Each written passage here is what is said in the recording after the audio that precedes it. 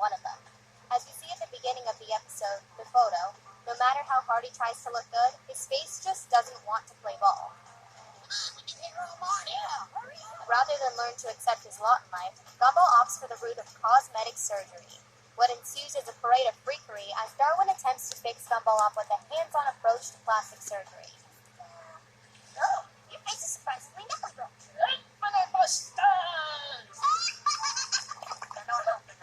Though it's the bizarrely chiseled end result that's the most troubling of all. And I think we're done. Number 4. Everything comes to life. The episode The World offers a glimpse at what life is like for the little things in the world we often take for granted. This premise offers up a ton of contenders for top freaky moment, but some special mentions go to the multiplying bacteria who brought the downfall of Earth, the existential nightmare endured by a video game hot dog and rat who love each other but are forced to pummel each other against their will, not to mention the elaborate musical number that bombards us with weird and wonderful visuals.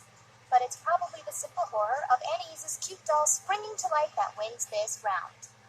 You're my best friend, Daisy. You're my best friend too, Anais. Look out! Number 3. Gumball vs. Gumball. In the plan, the Watterson trio outlined an increasingly elaborate scheme to keep Nicole and a potential suitor named Daniel Leonard Who's Daniel Leonard? apart. The biggest roadblock to their plan is Gumball's lack of due diligence when it comes to firing off a fake email, something he can't do convincingly, even in a fantasy scenario.